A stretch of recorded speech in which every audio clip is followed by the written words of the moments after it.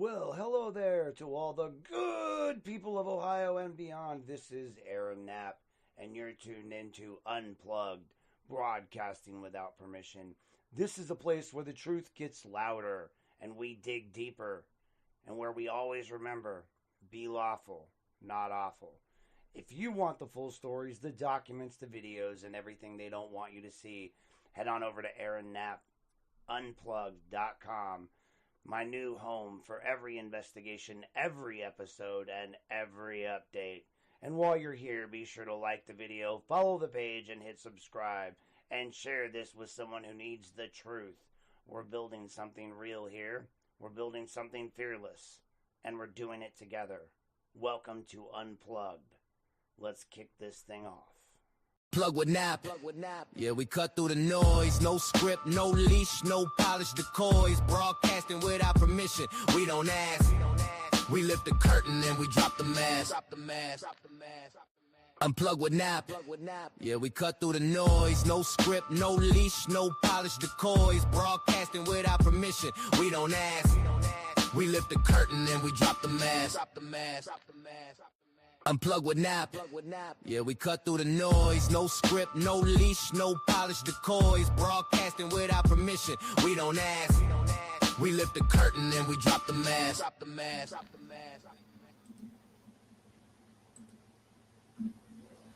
Good afternoon there, Lorain County, Lorain City, and the rest of Ohio. Hey, we're doing something new here today. That's right, we're actually gonna go live. So I'm live here today, folks. I'm trying this out on a couple of different streams through my system, so I apologize in advance if there's any hiccups along the way.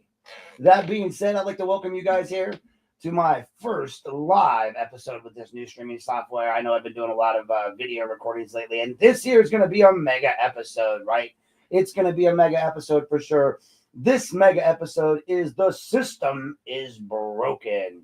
That's right, folks. We're going to do The System is Broken today. And today I want to talk to you about something that people keep pretending is really complicated when it's not. All right. We are living inside a government system that lies, retaliates, fabricates, rewrites, and then gets offended when someone points out their, emperor is absolutely, unmistakably, undeniably naked. All right. I don't know what to tell them. Like, this episode is going to be around a couple hours, and there's a reason for it. Because the truth is not a single story. It's the intersection of all of them. That's right, folks, all of them. Sheffield Lake's election interference, the false criminal threats, Lorain City Council's illegal weapons ordinance, the manipulation of official minutes, ADA violations, retaliation campaigns, the decades-long destruction of the Nancy Smith file, or Nancy Smith's life, and the very human cost of a justice system that refuses to admit it is wrong, even when the evidence is sitting there screaming in its face.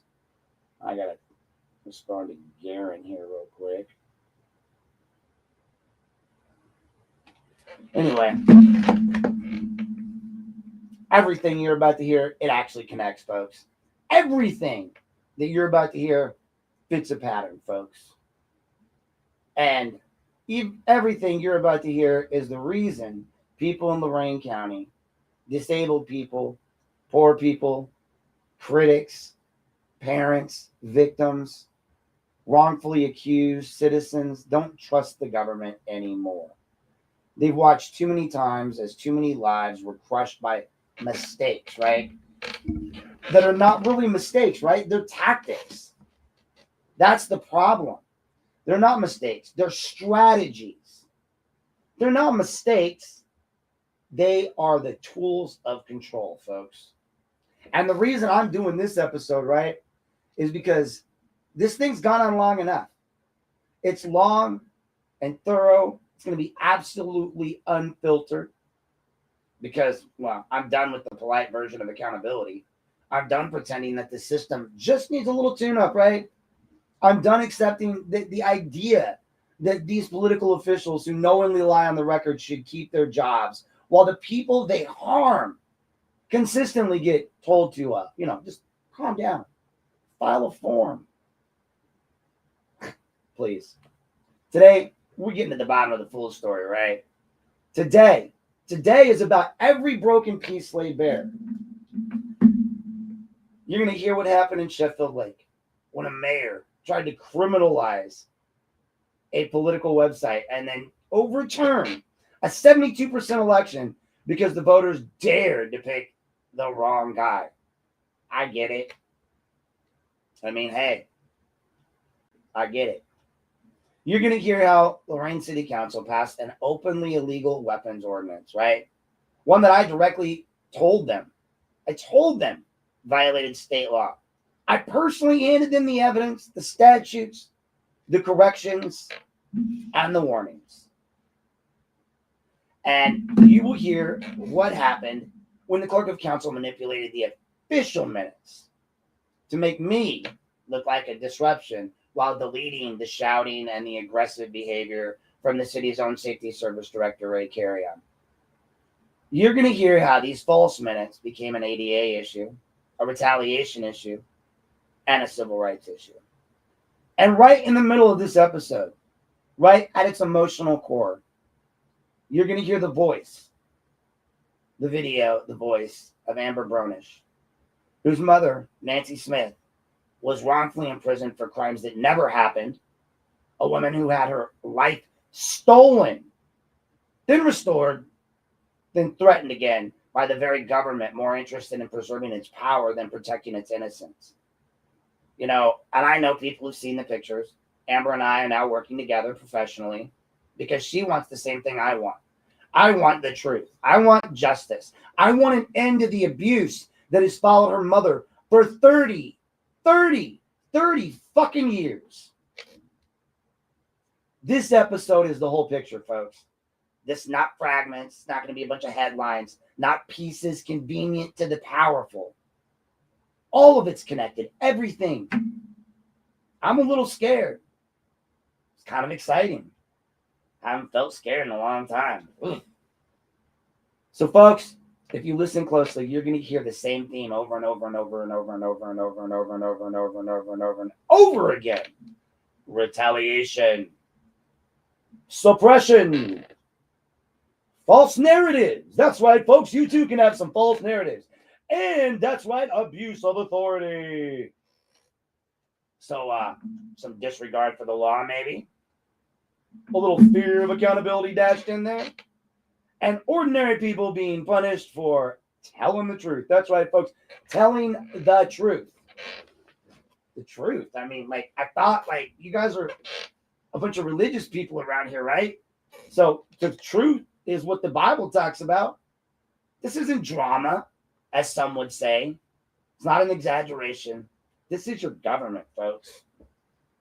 You know, we can sit back and look and people laugh on Facebook and they joke. And I know, you know, some people like to put their little comments down. I don't care. Because for every little like, for every little comment, for every little thing, you're driving the system. You're driving the very mechanisms that will lead to your defeat. You may think it's a joke.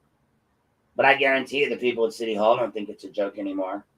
I guarantee you the people in City Council now understand the damage that they've done to these people.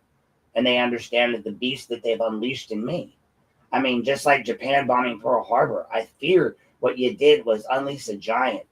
Because now, as one person I know recently said, you are my hobby. You are my job. I'm unplugged with Aaron Knapp. And guess what? I'm going to be all over these people. Because now I'm going to fulfill my lifelong dream that I was trying to fulfill when I was a kid. I still got some articles back there. I wanted to be a news journalist. Set to go to Ohio. I went to Ohio State. I was set to go to Fresno State. Be a Bulldog. That didn't happen. So now we start at the beginning, right? The mega episode. The system's broken. And we're gonna start tonight by grounding everything you're about to hear in one reality, right? None of this is hypothetical. None of this is metaphorical. And none of it's a maybe. Every single thing, all of it that I'm about to walk you through has happened. It's documented. It's on audio. It's in minutes. It's in meeting videos. It's in court filings. It's in police reports, in public records, in direct quotes from officials, and in the real world lives of people who have to live with the consequences. And that matters, folks. Because when I talk about corruption, when I talk about retaliation, when I talk about the lies in the record or the abuses of the position, there's always some official, always, who says, well, that's just your interpretation. Or that's just your opinion. That's how you perceived it. Or what, the classic, that's the Rashomon effect, which is what Chief James McCann told me when officers falsified a narrative about me confronting them in a hallway, even though the video proved the exact opposite. But okay. When you hear, and what you will hear in this episode is not perception, it's actual evidence, folks, that I've collected over the last 2 years and that I've got from other people over the last 2 years and 3. And the problem with the evidence is that once you have it, once you can prove a pattern, the excuses no longer work. The denials no longer work. The waited out strategy no longer works because the truth stops being a matter of debate and it becomes a matter of record.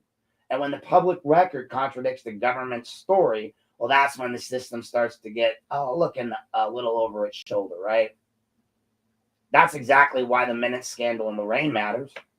That's why the illegal weapons ordinance matters. That's why the Sheffield Lake retaliation situation matters. And that's why, and that's where, and why the Nancy Smith case still matters 30 years later. 30 years later. Because when the system breaks, it breaks in very predictable ways, folks. Every one of those ways shows up in stories that, we're about to unpack in this episode. And boy, are we going to unpack some stuff today.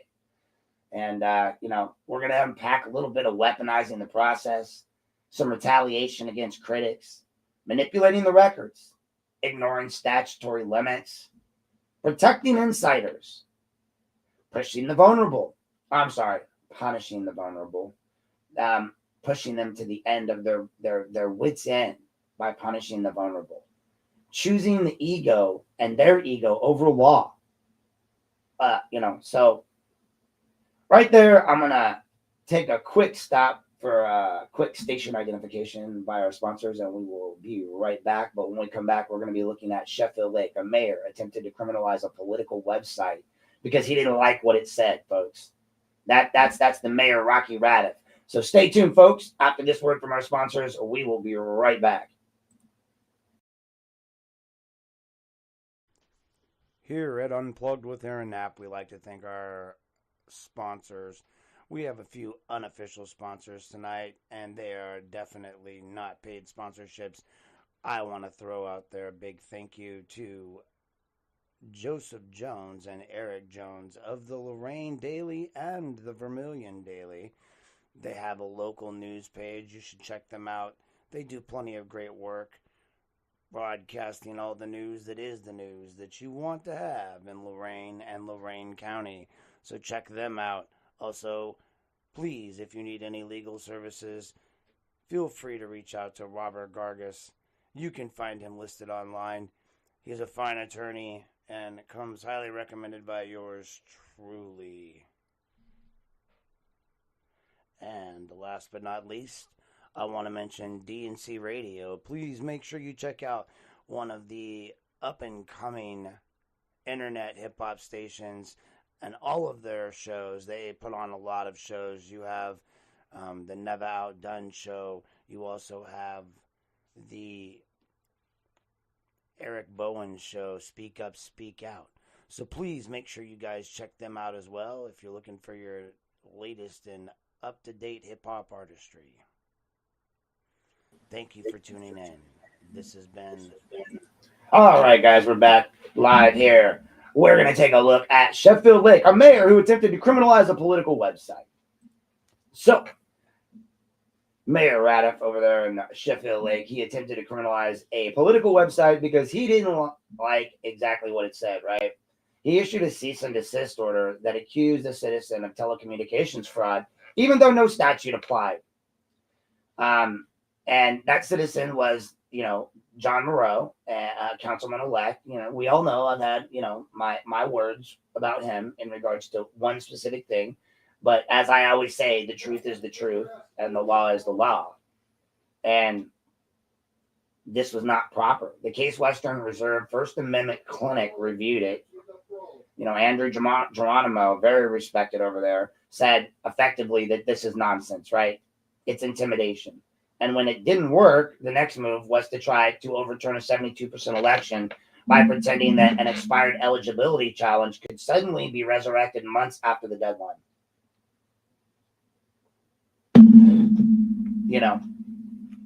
You can't do that. Look at Lorain. The city council passed an ordinance 160-25 that directly violates Ohio state law.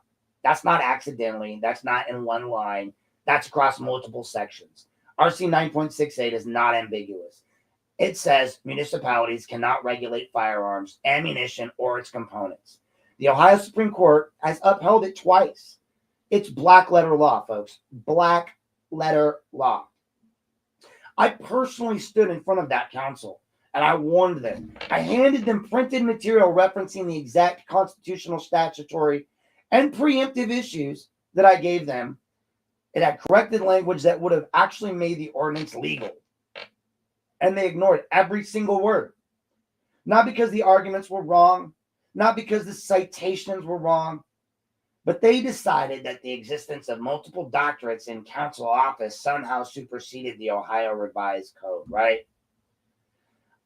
Riley stood up there at this meeting and he was like, I think, personally, that we have the greatest department in all of Lorain County. I mean, I could be wrong there. He might have said city or just the city. I'm not sure, but it was something to that effect. And we are intelligent. We have 4 doctorates amongst us.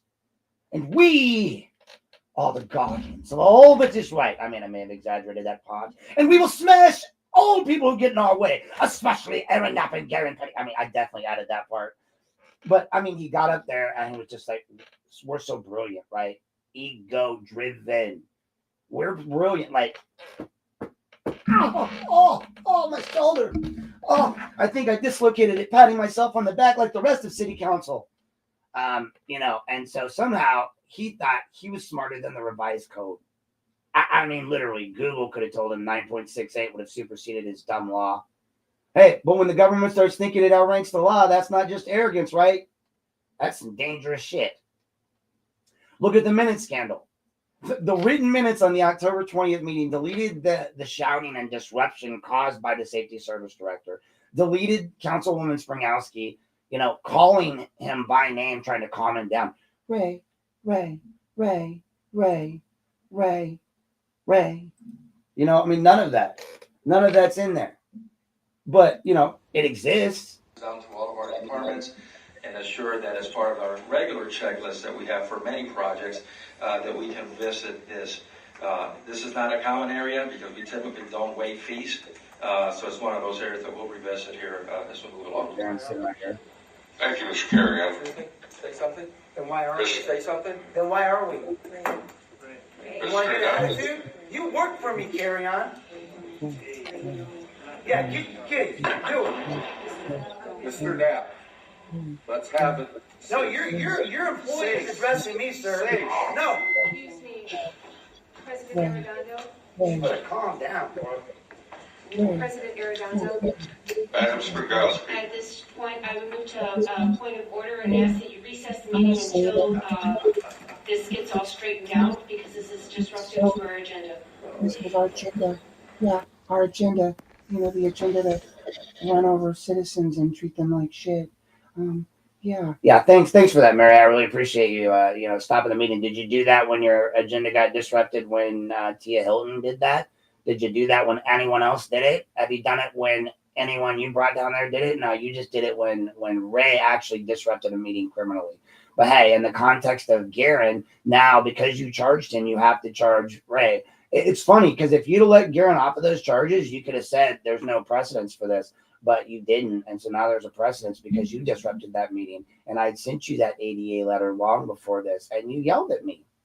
I'm not your bitch. I'm a constituent. I live in this city. My taxes pay your salary. And at the time that you did that, I was engaged in a massive multi-million-dollar lawsuit against you personally. I'm just trying to figure out whose house is nicer, like Bradley's or Carry-On's. I mean, like, if you had your choice, guys, because I've never been there, I'm thinking I might do a poll. Like, if you had your choice between Bradley or Carry-On's house, which one would you want to live in? I'm just curious. These people have screwed up. I don't care what they say. You know, I don't care if they don't like me. I don't care if any of you don't like Tom Williams. Hey, you know what, dude? I don't really care. You come at me consistently all the time, and you don't realize that you're just a laughing stock. I mean, Fogel went after you a ton. He got all your information. I've got it all. Got pictures of you with county employees. I don't care if you like it or not. But you guys want to play these games, and now the chickens are coming home to roost, folks. The information's out there. You know, I love the fact that, you know, miraculously, though, the only part that remained is the in their minutes is the single line of my response, which on paper reads as if I was randomly just disrupting the meeting entirely by myself. It's like I was just sitting there and I just started saying those things. I said, you work for me, Carry On. But, you know, Ray wasn't saying anything. It was just, right? That's not a mistake, folks. That's narrative engineering. Then I go down to the clerk's office on body camera, on video, which I'm not going to bother playing today. But I should have geared that one up, but I have another one geared up for you guys for of Amber speaking at the meeting that we're going to play a little bit later. So just so you know, like, if you guys want to check it out, I've got Amber Bronish coming on in mid podcast, not on the podcast because we're still working on that aspect. I want to set up so I can bring other people on, but I need to get my other computer set up. But I have a copy of the video that day we're going to be playing. But when the clerk refuses publicly to correct the minutes after being shown that the audio and the video, that becomes a deliberate falsification of a public record, folks. That's a crime. I've tried to tell Brianna that. I've tried to warn all of these people to stop doing these things, and they just keep doing them because they're empowered by egos in the department with 4 doctorates that apparently couldn't pull their doctorates out of their asses long enough to actually look at state law and realize that they violated state law exactly as if the Columbus law did. And they're just going to be making my attorney money. So again, your tax dollars at work. Don't blame me. I warned them. I gave them everything.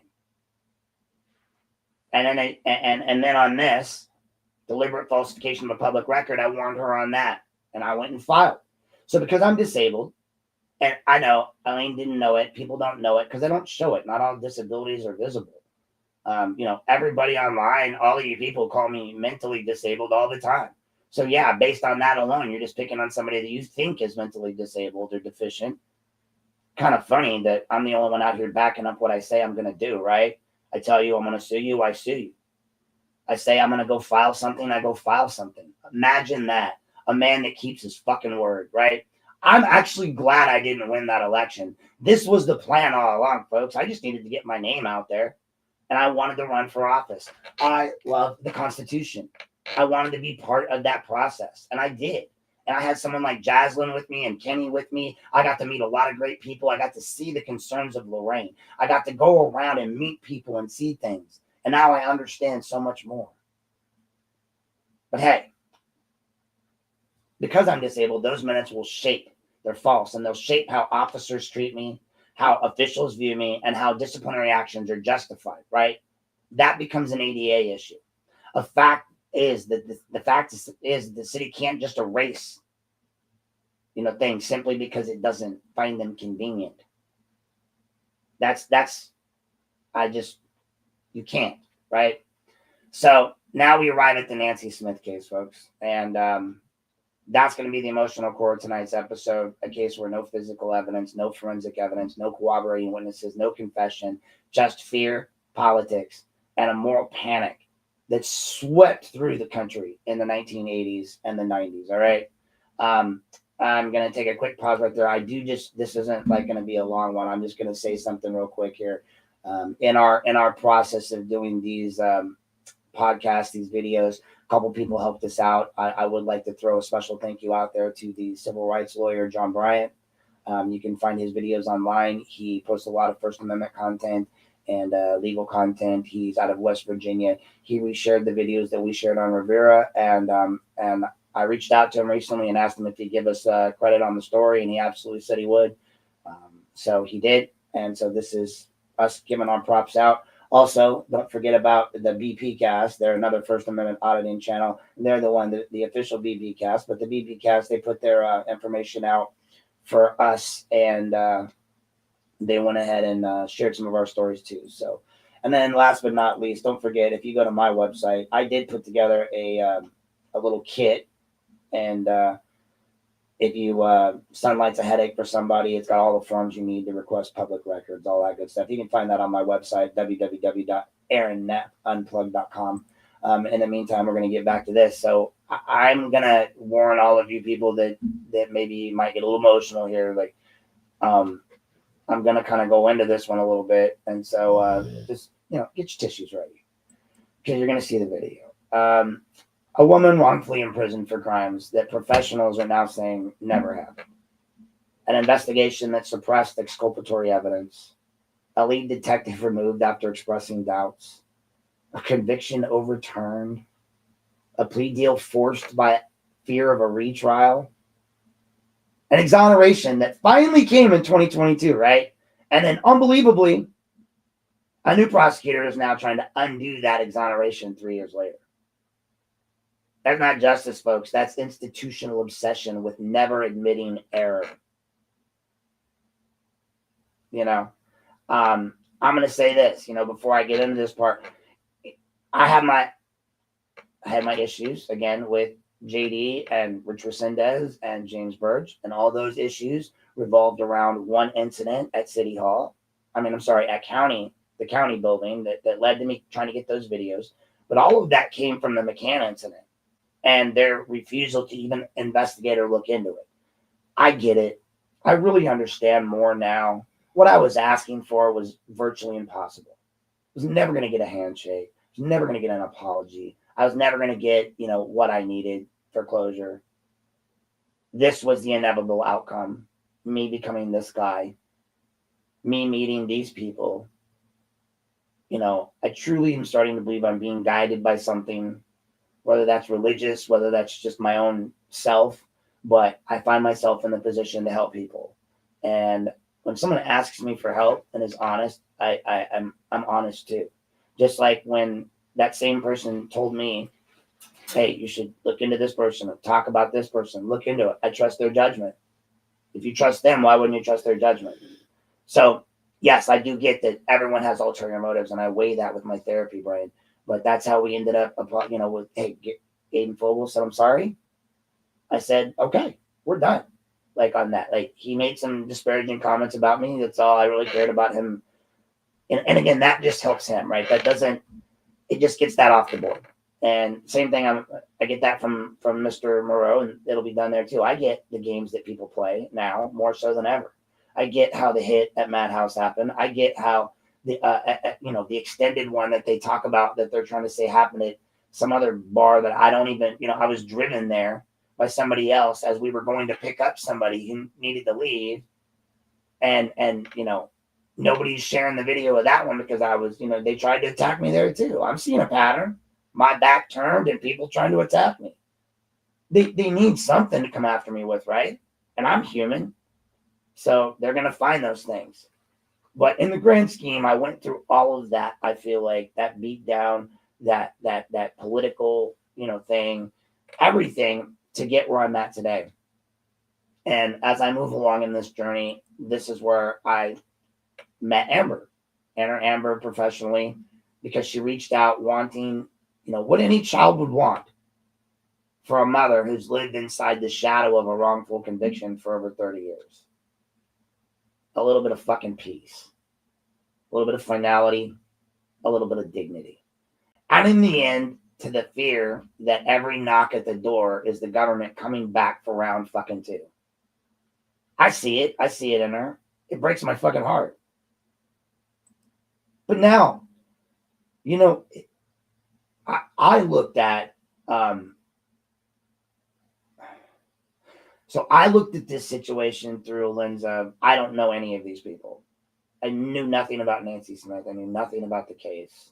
I knew nothing about any of the players. I still don't know a lot about a lot of the players. I understand now vaguely how they attach. And it kind of goes to back when I started to run and I met my treasurer, and she really, Linda was just like, really, you don't know any of these people. You want me to believe you know none of these people. These people are players. And I'm like, I'm not. I came here from Cali via Idaho, came here for a woman, got a degree at OSU, tried to practice my trade, and I got shit on by a chief of police. And again, as one of my friends said, hey, imagine a world where the mayor grabs Chief McCann by the ear and drags his stupid ass down the stairs. Or I guess he wouldn't be down the stairs. He'd be downstairs already, because I think the police station is down there, unless they have a second floor. I mean, I guess maybe they have a second floor in the police station too. But brought him downstairs and just had him shake my hand and say sorry. And then I go back to doing social work. I go back to doing what I love, which is being a therapist and helping people. Instead, we have Aaron that does this, right? Because I see this. And so when she came to me, I started looking up her case, and I started to realize the players, and I realized, okay, let's start connecting these dots. Well, we have people I've supported, and Tony Sillo and Jack Hall asking me questions about, say, J.D. Tomlinson. And I'm looking at J.D. Tomlinson through the lens of Aaron, who got removed from the Justice Center like a little bitch by an old-ass East Cleveland deputy who was having a panic attack, and I had to, therapy him all the way down the elevator. The guy took me to the basement, made a joke about this is where we take the prisoners, basically kidnapping, whatever. Brings me back upstairs. I try to make my complaint, and that's where that whole video complaint came from. Then I'm not really getting any justice from them, so Burge sends them a letter, says we're conflicted because of this, something that happened after the event, and we can't give you any justice, so we want Riley, the law department, to do it. Well, of course, they didn't do it. So that's why I was mad at them. That in a nutshell. And I was mad at Rich Resendez because he was kind of a bitch in the fact that he messaged me from his wife's Facebook. So I don't have that Facebook anymore, but when I was initially coming after Rich, long before Jack Hall, long before anything else, he messaged me from the fair 3 years ago. I thought it was his wife. I said, I'm sorry, ma'am. I am not looking to engage with the wife of my government employee or my duly elected representatives or people running for office or anything of the sort. And he said, no, it's me. This is Rich. I'm just reaching out on my wife's phone. And I just felt that was really disrespectful and inappropriate. So I didn't like him either. So now he's running for sheriff. In my mind, he's buddies with Tomlinson. Well, I don't really know their connection. So I just said no to Tomlinson, no to Rich. I ended up registering as a Democrat in that stupid election to vote for Dave Thomas or whatever, the guy from Wendy's. So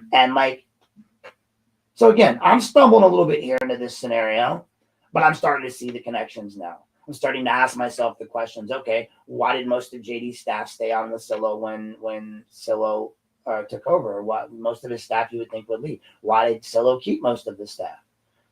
Why are the denials the exact same from this prosecutor's office as they were from others and the staff? How much did JD know? How much were they talking to JD? How much was JD being played by plants in his own office? I mean, nobody believes that Petticourt is not a plant, right? Petticourt is the commissioner's bitch. And then they put him over in Child and Family Services, and he's still giving illegal advice to the county. So you guys tell me, what's more likely, that the government is involved in some sort of giant conspiracy that I would normally have just gone, what are you talking about? Or is it more likely than not, ask yourself the question, how do the commissioners fit into all this? How do all these people fit in, right? Why on God's green earth would Sillo care about something that he can't undo? I've done stories on this. In my opinion, legally, there is zero way for him to undo what JD did. Say what you want about his reasoning. He did a fucking awesome thing for Amber's mom. And I've said that time and time again. You did this for them. Doesn't mean I don't have to like you about this, but it means I can also agree that this outweighs that. It's not always about me. It's not always about you. Sometimes it's about somebody fucking else, right? But hey, not our government, right? Because this involves names, right? Names that I'm supposed to know, like Rosenbaum or some shit. Or, I don't even know all the names. Dennis Wills and all these people that are supposedly these high-ranking people. What they sound like is old people that need to go retire and be old people. Okay, like it's Gen X's time, baby. I don't need a bunch of edge of the life boomers trying to tell me what I need to do. I've done that my whole life. You guys fucked this shit show up so bad, it's unbelievable. The fact that you think you have any right to even be involved in any of this is beyond me. I mean, the fact that dude, let's not even, nobody wants to talk about the fact that Rosenbaum's own son shot him in the back and then shot himself in the head, lobotomizing himself. The ultimate cruelty to be stuck with the man that he obviously hated per that video or audio file online. And you guys just don't talk about it because he's so damn powerful. What? Unplug his wheelchair. I don't understand the problem. Like, that's some dick shit. You guys are all so scared of these people. I'm tired of these people. That's the problem. You've just sat back and taken it from them for so damn long. You're used to it. You guys are so damn traumatized that you think this is okay. Really, you do, don't you? I want to give the whole county a hug, okay? Like, here. Like, it's going to be okay, babies. Like, this is generational trauma, folks. In the therapy world, we call this generational trauma. I would say when you look at somebody who's gone through the problems that this county and these people have gone through, the struggles that they've gone through, the lack of justice that they've received from these people. And by these people, I mean, it's the same names. It's all across the board. And now all the same names are back involved again? Come on. Come on. There's only so much I can believe in. And one thing I don't believe in is coincidences. You guys are full of shit. But okay, that's just my opinion. But it's based off of everything I've read about you and everything I've seen online and all the documents that are getting released. And the fact that you guys struggle to hold on to the power and the documents just like this. But hey, that's okay. I digress. The government is coming back, right? Even now. Coming back after Amber's mom. And that's why I'm working with her to expose what happened and what continues to happen. Because the silence protects no one but the government. These stories, Sheffield Lake, Lorain's weapons ordinance, the Minutes scandal, the ADA violations, the retaliation, the wrongful convictions, they are not separate scandals. They are books in the same, chapters in the same book, right? And I can't understand how we don't see that. That we don't see that they're the same chapters. A book filled with how the government behaves when it believes it will never be held accountable. Tonight we're reading every chapter. The playbook, the reveals, how the pattern begins. I mean, when you start to understand the corruption and you don't start with the biggest crime scene, you start out with the smallest misuse of power, right? The first little moment where an official learns that they can break a rule, manipulate a process, twist the statute, or weaponize a position. Nobody stops them. Sheffield Lake, that's the perfect example, right? It didn't begin with lawsuits. It didn't begin with election challenges. It didn't begin with the police involvement or prosecutors stretching the limits of their authority. No. It quite simply began with something very simple. A mayor who doesn't like to be criticized. A mayor who believes that criticism is not just inconvenient, it's a violation, right? A threat. Grounds for government intervention. Because Rocky Raddick is scared of the little words. Because John Moreau, listen, all I got to say is this, Rocky. At least he just made an email and a website about you. Okay? Big deal. First Amendment protected speech, bro. And you're a lawyer. You should know these things. But, hey, you thought you had to send him this cease and desist letter. Oh, no, John Moreau hurt my little feelings. Dude. I'm just saying, you are like the epitome of sad. But, hey, it's where the entire arc of this modern Sheffield Lake politics reveals itself, right? Because the first target was not a criminal, not a political extremist, not someone engaging in threats or harassment. It was a guy running a political website, John Moreau. A website, people. A fucking website. A survey. And a question about a recall. Arguably, maybe a question that should be asked. Maybe he posted a few posts about criticizing leadership, right? All of these things are well within his right as a citizen, First Amendment protected speech, right? That was all it took for the machinery of the government to turn its sights on a private citizen. And the message is and was clear. In Sheffield Lake, power responds to criticism with force, not conversation. And once you understand that, once you get it, the rest of the story is going to make perfect sense, okay? That cease and desist letter, right? It should have never existed. The first major flashpoint of all that was the cease and desist letter that the council was sent to council-elect John Moreau. The allegations were dramatic, like telecommunications fraud, identity fraud, unauthorized data collection, misrepresentation of an official site, cybersecurity risk. All over a survey, folks. A stupid survey. I mean, really all over the question, should you recall the mayor? Yeah, in my opinion. I think you should, because in my opinion, he's holding office illegally. But hey, he didn't really explain that, as you see in my story, very well to the AG when he asked for his efficacy letters about whether he could do both jobs. I don't think he can. A survey that's existed long before any of these accusations. It was a survey that had all disclaimers. It had a survey that residents had used voluntarily. It was a survey that was on a website clearly not affiliated with the city, right? That's like saying that certain websites, because they have the city of Lorain seal on them, are affiliated with the city of Lorain. But the minute Moreau posted a recall question, right?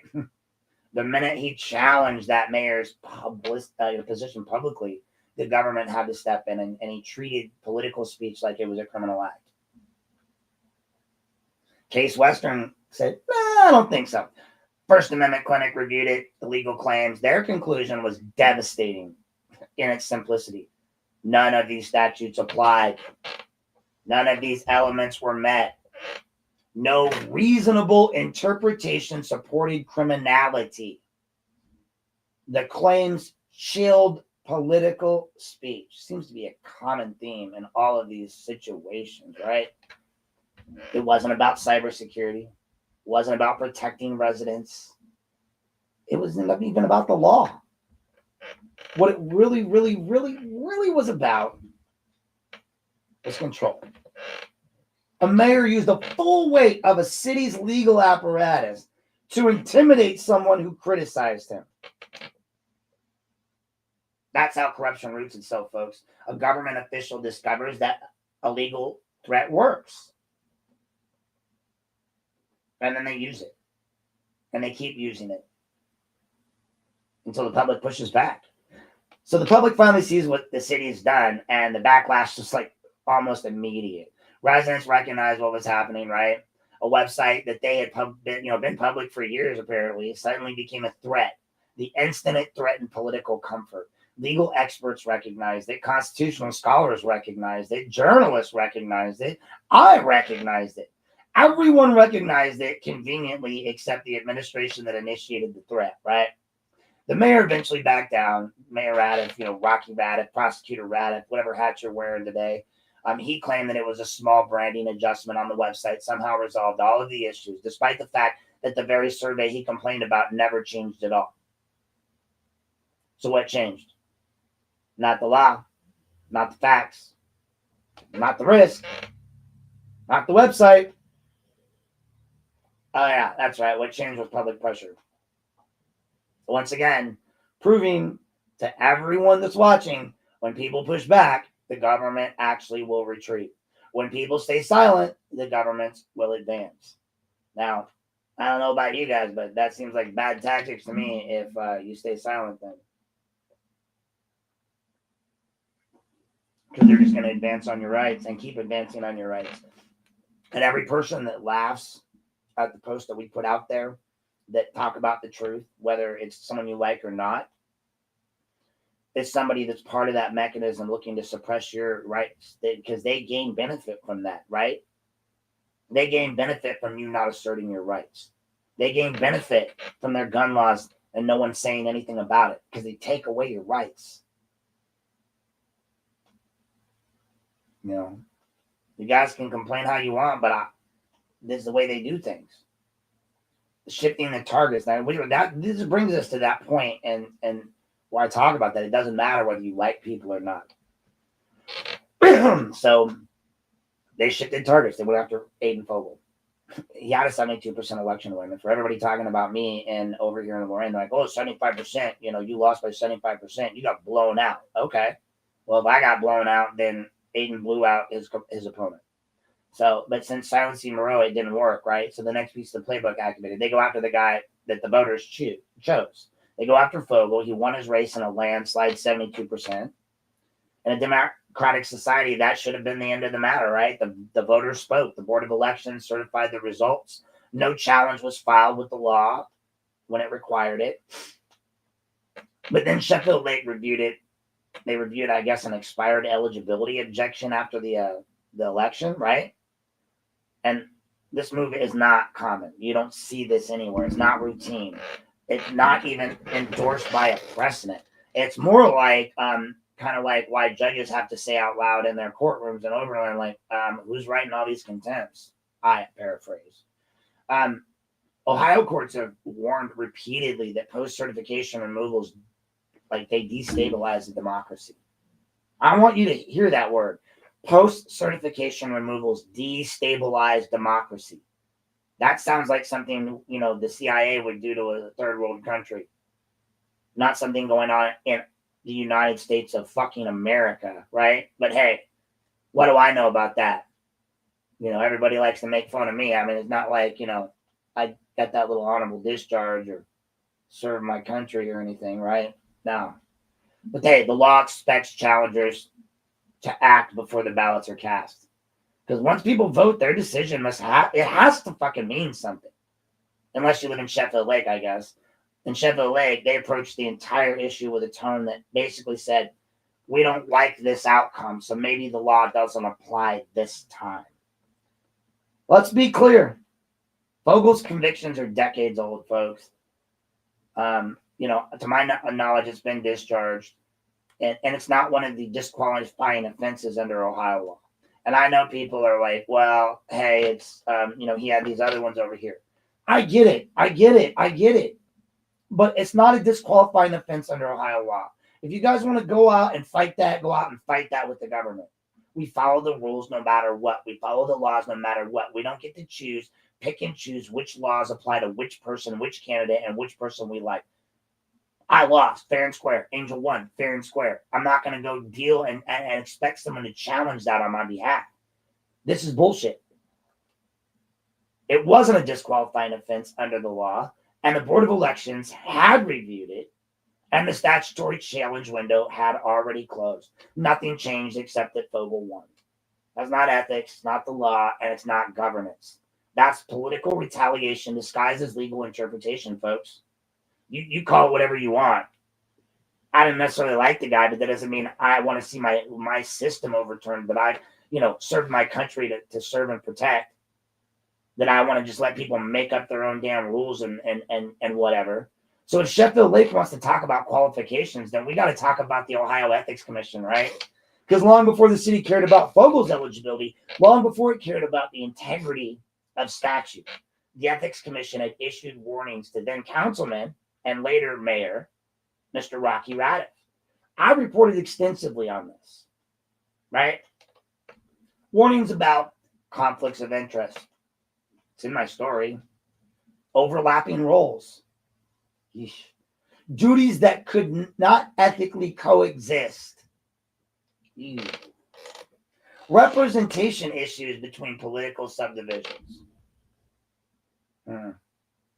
Oh, here's a good one. The risk of influencing city decisions while holding outside positions, right? That one's great. These aren't rumors, right? They're not allegations. These are formal warnings.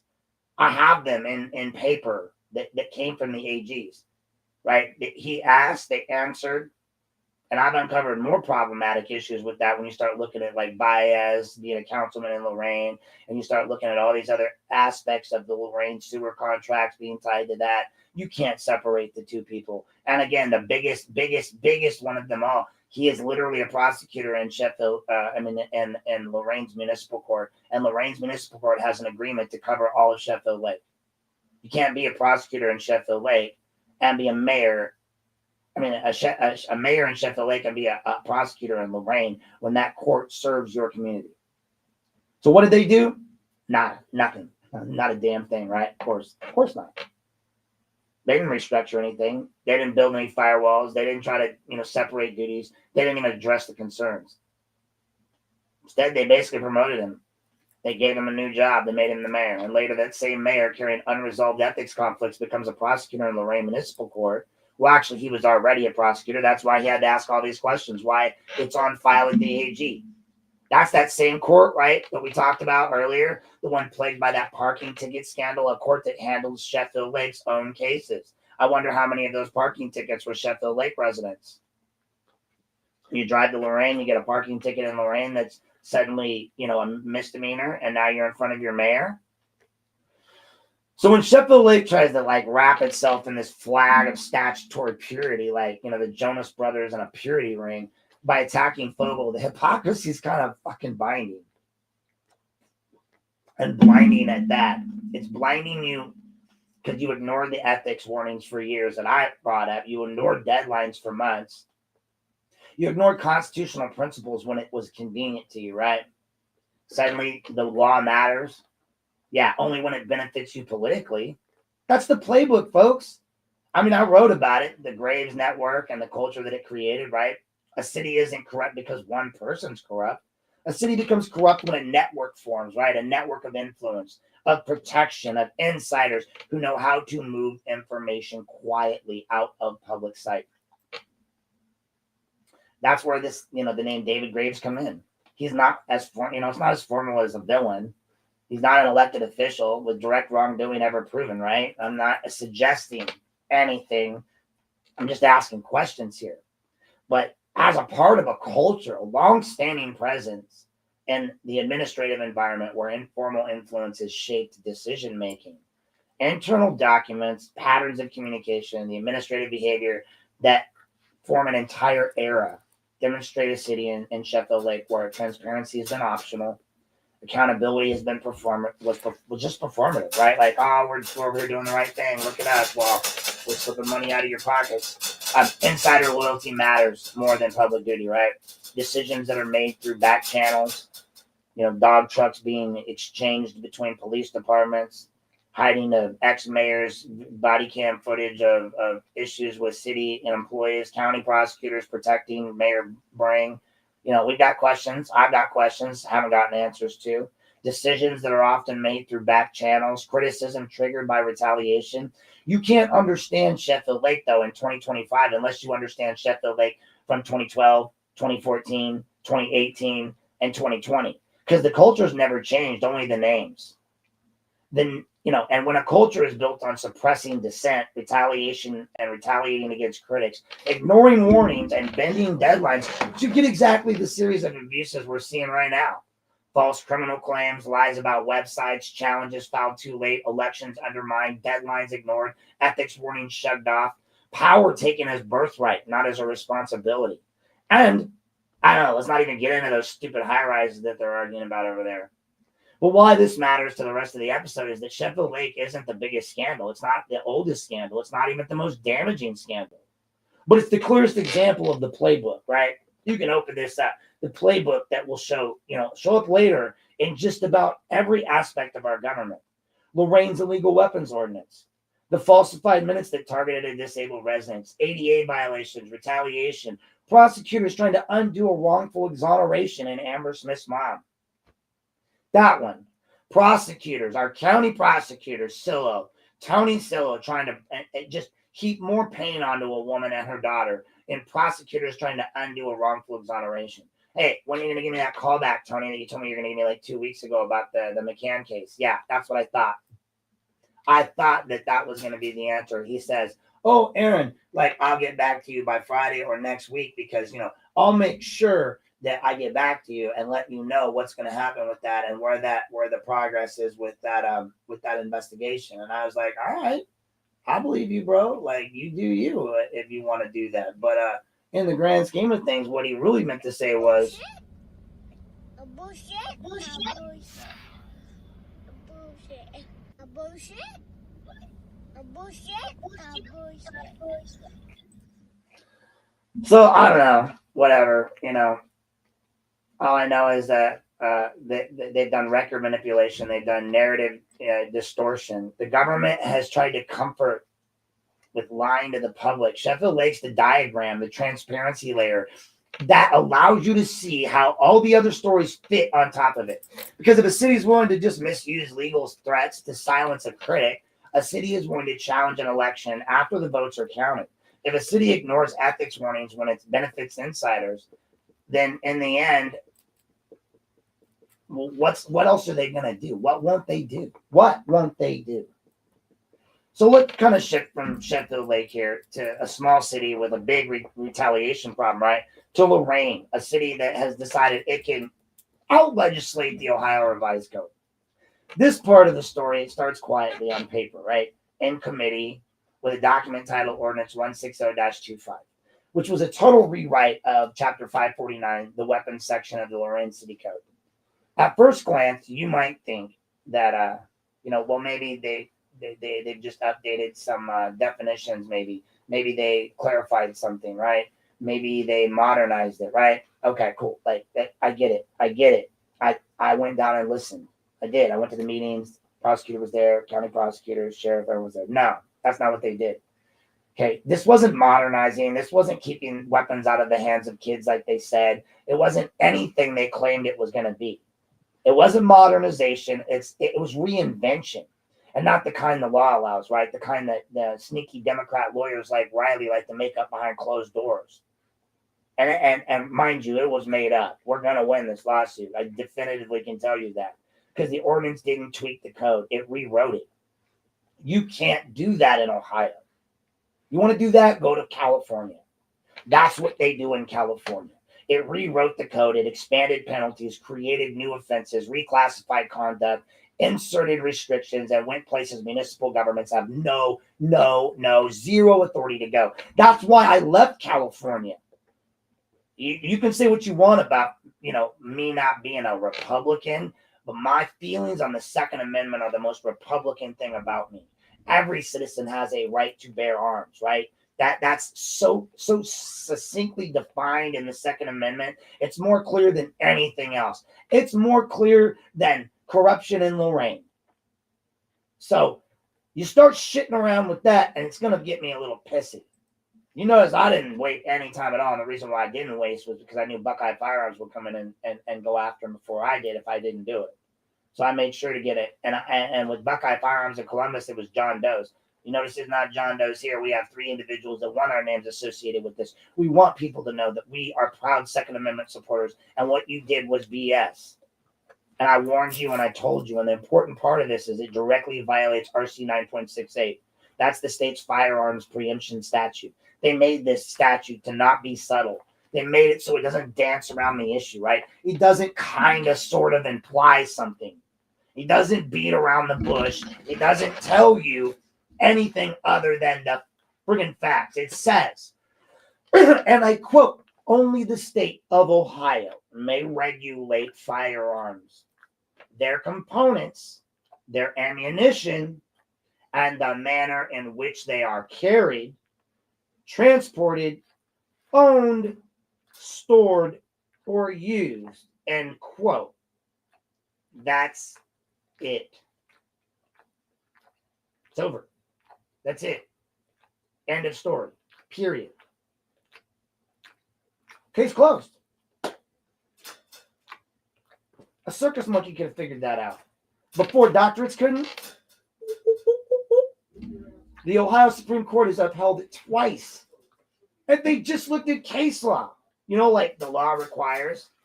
Municipalities cannot override it. Home rules don't reach it. Local emotions don't override state law. I get it. You guys are all sad, but you don't get to do this. You just don't. And it's horse shit anyway, because the Lorain City Council passed it 160-25 anyway, right? You guys all signed it. You all checked off on it. Even though I know some of you told everybody that you knew it was going to be challenged, you still voted yes unanimously. You did it boldly. You did it confidently. You did it after I warned you. You were basically just like, hey, fuck you, Aaron. You don't know shit. Okay?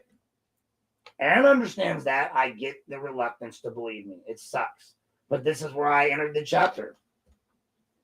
And this was the 4 doctrines that night. And they were, I was ignored because they wanted to listen to those doctrines, right? Before the lawsuit existed, before any paperwork was filed, before any motions were drafted, I tried to prevent this whole mess. Not online, not through rumors, not through Facebook, not behind the scenes. I showed the fuck up. Printed handouts in hand, 13 of them.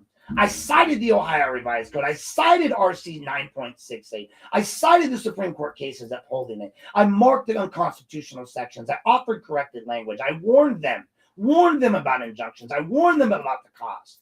I warned them about the liability. I stood at the podium respectfully and laid out the exact reasons this ordinance could not be passed. Go look it up. I spoke slowly, clearly, directly, straight to them, and they ignored me. No, let me rephrase that to be a little more accurate. They didn't just ignore me, they dismissed me. Council staff responded with the now infamous line between, the 4 doctorates in our office, we have the smartest department in our city. Something to that effect, right? That sentence tells you everything you need to know about the culture inside Lorain City Hall. The law didn't matter. The statute didn't matter. The Supreme Court precedent didn't matter. Citizen testimony didn't matter. Disability status didn't matter. Facts, those things, they definitely didn't matter. Arrogance, though, it mattered. Ego mattered. Status mattered. Hierarchy mattered. And ego mattered more than legality and more than legal reality. They weren't passing a law. They were flexing their ass off. They were flexing to see, and you know why. Okay, I'm not going to get into that. It's very sad. I'm very sorry that he lost his life in the line of duty. But this is a knee-jerk reaction. I said it from the beginning. I said it in the end. We don't give up rights, essential core rights to feel safe. Because that law that they passed won't stop what happened. For the record, most of it's about driving in cars and how you carry weapons. This guy wasn't even in a car. They talked about it being to stop kids from getting guns, but there's not a single piece in there that really does anything to change that. My 14-year-old knows that you can't get guns when you're her age. Legally, it's illegal. So what? You increased a few penalties on giving a kid a gun? I mean, that should be illegal. But, I mean, you're not doing anything beyond flexing. And that's how government friggin' breaks. After the vote, though, after the council approved the law that they had no right to approve, they did their waiver of the 3 reading rule like they always do, and they voted, and they all voted to approve that. I did something that a lot of people don't even bother doing. I gave the mayor a chance to fix it, right? I emailed him directly. I explained the legal issues. I explained the preemption statute. I explained how vetoing the ordinance would prevent litigation and save taxpayer money. And his response, he basically said, I can't speak to you. He was citing the unrelated lawsuit involving Chief McCann and the unlawful release of confidential information and the way he went after my tort interference on my contract and the way he did all that. So he said he couldn't discuss this ordinance case with me because of that pending case. Okay. Well, unfortunately for him, that's not how mayors work. That's not how veto powers work. And that's not how separation of issues works. It was nothing more than an excuse, a dodge, a political shield. It was a refusal to engage with the law because engaging with the law would actually expose that the ordinance was indefensible. So the mayor decided the silence was easier than governance, right? And so when a mayor replaces silence with duty, lawsuits replace the dialogue.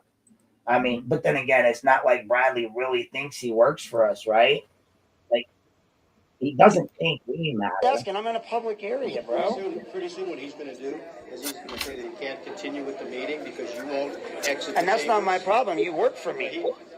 I don't work for you. You do work for me. I pay taxes. You work for the city of Lorain. No, there's no agree to disagree, Mayor. Mayor, there's no agree to disagree. And what they're going to do is they'll just close the meeting. A bullshit? A bullshit? A bullshit? A bullshit? A bullshit? A bullshit? A bullshit? A bullshit? Stupid.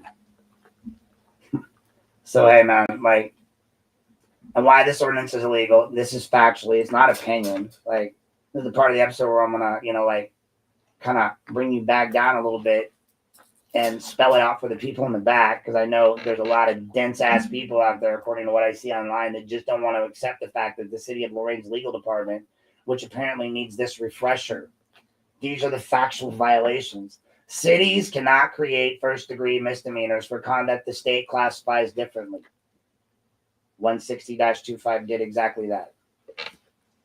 Cities cannot redefine dangerous ordinance. 160-25 attempted to do so. Cities cannot regulate firearms or ammunition. 160-25 inserted restrictions the state explicitly prohibits. And then the big mother of them all, RC 9.68 preempts all municipal firearm legislation. Preempts all municipal firearm legislation. RC 9.68, for the ones in the back that can't hear it, 9.68 preempts all municipal firearm legislation. Lorain ignored that, and those four big brain, big doctorated people in the law department apparently ignored it. Supreme Court decisions of the city of Cleveland versus State, 2010, and the subsequent rulings have upheld that statute. Lorain ignored that one too. There's no gray area. It's not like it's unsettled doctrine. There's no clever legal workaround. This was illegal from the moment someone typed it on a city computer, and they friggin' knew it because I told them. So, when the mayor refused to act, that's when the council refused to listen. When the ordinance became law, there was only one step left. We filed case number 25CB219080. Signed to Judge Remke, 3 plaintiffs, each impacted in different ways. We asked for declaratory judgment, permanent injunction, attorney fees, and a prohibition on enforcing the unconstitutional sections. The lawsuit was not symbolic. It was not political. It was not emotional. It was legal. And it's the exact situation the Ohio legislature anticipated when it wrote RC 9.68. This is the exact scenario that the Supreme Court contemplated when it upheld the statute. This is the exact behavior the Constitution is designed to stop. Government exceeded its authority, and we pushed back. Just like they did in Columbus. Just like they did in Dayton. Just like they did in, multiple municipalities across Ohio. That is not anger. That is citizenship, folks. Some of you need to understand. I like to quote Starship Troopers. What is it? Citizen service garners citizenship. Maybe some of you should understand that. That's why this matters to every resident. The lawsuit in this lawsuit is the type of case that tests whether a city is governed by law or a personality. If we win, and legally the path is clear, Lorain will be reminded that its authority has limits, and that those limits are enforceable. If we win, and when we win, every resident in Lorain will know the truth, that city council knowingly passed an illegal law, after being given the evidence, after being shown the statutes, and after being warned of the consequences. If we win, Lorain will no longer be able to hide behind the myth of we didn't know or we thought we could. Sound familiar? Like the traffic law violations? That's a class action. I don't even want to open that can of worms up, but I'm thinking we should just start a website, have everybody go there, and just have lawyers ready. Because they knew it, they ignored it, they passed it anyway. They didn't care. This victory is going to ripple beyond weapons ordinances. It will undermine the internal myth that the local Lorain officials can rewrite reality. It'll bring us directly to the next section, right? Rewriting laws in Lorain and the night it started. Because, some stories start in different places. But I'm going to take a quick break here, grab a quick drink, and play you a little quick word from our sponsors before I get back to the next section. But we're going to get into the next chapter, which is the night it all started. Thank you guys for staying tuned here, and I will be right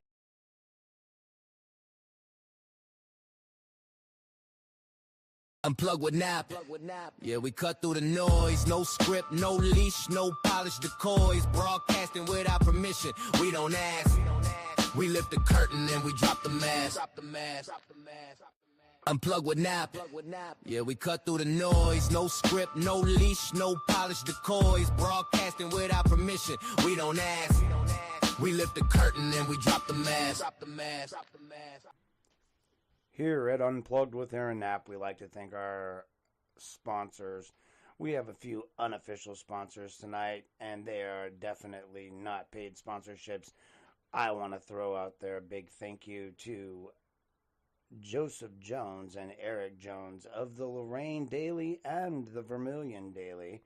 They have a local news page. You should check them out. They do plenty of great work, broadcasting all the news that is the news that you want to have in Lorain and Lorain County. So check them out. Also, please, if you need any legal services, feel free to reach out to Robert Gargas. You can find him listed online. He's a fine attorney and comes highly recommended by yours truly. And last but not least, I want to mention DNC Radio. Please make sure you check out one of the up-and-coming internet hip-hop stations and all of their shows. They put on a lot of shows. You have the Never Outdone show. You also have the Eric Bowen show, Speak Up, Speak Out. So please make sure you guys check them out as well if you're looking for your latest and up-to-date hip-hop artistry. Thank you for tuning in. This has been a non-paid sponsorship brought to you by Unplugged with Aaron Knapp. Unplugged with Knapp. Yeah, we cut through the noise. No script, no leash, no polished decoys. Broadcasting without permission. We don't ask. Woo, this one's getting a little long, ain't it? All right, folks, we're back for chapter 5. Thanks for staying tuned for the sponsors there. I mean, I know they're not like real sponsors technically, but I do like these folks. I enjoy reading the Lorain Daily stories. Speaking of which, Karen, I know you're in here. We need to send a picture of you and me, preferably maybe one we can get of us at council or something that we can send to them. But anyway, so the night it all started. Some stories begin with a crime and some with a resignation, some with a whistleblower, and this one begins with a whisper. You know, I made a quiet comment to Garen Petty, the kind of remark that anyone might make at a long city council meeting, and I wasn't addressing the floor. I wasn't speaking out of turn. It wasn't loud. It was just a private comment between two people sitting in the front row. And across the room, the safety service director, Ray Carrion, snapped his head up, and then it happened. He just started yelling. You know, did you say something? Did you say something? He said it 3 times. Full volume, aggressive, interrupting the meeting. And his voice carried across the chamber, stopping the flow of the room. Councilman Spinowski, Mary Spinowski, was immediately trying to intervene. You can hear her on the audio repeating, Ray. So it's one of those areas that we'll revisit here as we move along. Trying to stop it. Thank you, Mr. Carrion. Say something? Then why are we? How does he escalate? Then why are we? You want to get an attitude? You work for me, Carrion. Yeah, kitty. Mr. Knapp. Ray. Yeah, Mr. Knapp. Always Mr. Knapp. All of it's on the audio. All of it's on the body camera recordings. And yet none of it's in the version that the city chose to preserve in its official records. So when the minutes and the records were released, they told a different story. It was sanitized, curated, and a false narrative. They removed every word Ray shouted. They removed every attempt of Mary to calm him. They removed every single piece of context. But you know what they didn't remove? My response. The written minutes kept part where I responded being yelled at across the room, which they had no reason to do. Not the provocation, not the aggression, not the disruption, not the sequence of events. Just my response. Isolated, stripped of context, and crafted to look like I initiated the disruption. That's not an accident, folks. That's not a clerical error. That's narrative engineering. And when the government chooses that part of a confrontation to preserve and what part they erase, they're not documenting history. They're rewriting it, folks. And you can say what you want about it, but that's exactly what they did. The official minutes did not reflect what actually happened. They reflected what someone wanted the public to believe happened. And that is the moment where the story stops being clerical and starts being legal. There are moments that define corruption, moments that reveal exactly what happened. Institution thinks of the people and it's supposed to serve. One of those moments happened when I asked politely, formally, with evidence for the minutes to be corrected. Not once, but twice. I provided the audio. I provided the timestamps. I cited the Open Meetings Act. I cited the duty to maintain accurate public records. And at the next council meeting, the Clerk of Council was asked publicly to correct what was proven wrong. She did it. Initially, they changed some of the language. They took out all the stuff that happened during the intermission, which they weren't supposed to put in anyway. I appreciate that. But when I came down to her office, she straight on video refused. She refused on camera, and she did it and told me, knowing that the audio existed, knowing that her version contradicted the recording, and knowing that the law required accuracy, she basically just said, we wrote it as we heard it. That refusal is what changed everything, because once a government official starts is shown the truth and chooses not to correct the record, the law no longer sees it as a mistake. The law sees it as intentional. Now, this part of the story most people miss, the ADA component. Under federal law, I'm recognized as a disabled individual. I know people don't like to admit that, but here's the truth: the governments don't like to acknowledge. When a city creates an official record that falsely portrays a disabled resident as disruptive, aggressive, or problematic, it affects how departments treat that resident moving forward. It shapes bias. It shapes officer assumptions. It shapes administrative decisions. It shapes credibility assessments, and it shapes future interactions. The written record becomes the lens. The false record becomes a weapon. And when the city refused to correct the minutes, a refusal made in public after being provided the proof, that's when this stopped being a paperwork issue and started becoming a Title II ADA problem. And I've spoken with an ADA representative already who's told me, yes, the city of Lorain violated my rights under the ADA. Governments must avoid discriminatory barriers. And Jay Shore is an ADA rep I've consulted with, and he clearly told me that this was a violation. Governments must take steps to prevent harmful misrepresentations. They must correct records that impact how disabled individuals are treated. And knowingly putting a false narrative, that's a barrier. A false disruption claim is a barrier. A refusal to fix the record after proof is presented, that's a barrier. And barriers are violations. So once the clerk refused to correct the minutes, I issued a litigation hold. I announced that at the next meeting. We're going to hear that later when I play another video, but not a threat, not as a stunt, not as a political move, but because the law requires it. Once the public record is disputed and the custodian refuses correction, every draft, every email, every metadata log, every edit history, every audio backup, every internal message related to that record must be preserved. The litigation hold is not optional, it's mandatory. So I filed one. Because now the question isn't just why did the minutes get wrong or written wrong. Now the questions are, who decided to exclude the parts showing carry-on was the one that disrupted the meeting? Who decided my response should remain while his provocation should be erased? Were the drafts altered? Were the instructions given? What does the metadata show? Who participated in shaping the narrative? Was it political? Was this retaliatory? Was this discriminatory? And the biggest question of all, why was the truth on the audio not allowed to appear on the page? These answers exist, but only if the city preserves the evidence, which is why the litigation hold was necessary, which is why the issue is not going away. It's why Lorain's attempt to rewrite reality is going to fail. And this matters because the minute scandal is not isolated. It's not random. It's not a mistake. It's part of the pattern that I've been documenting here, right?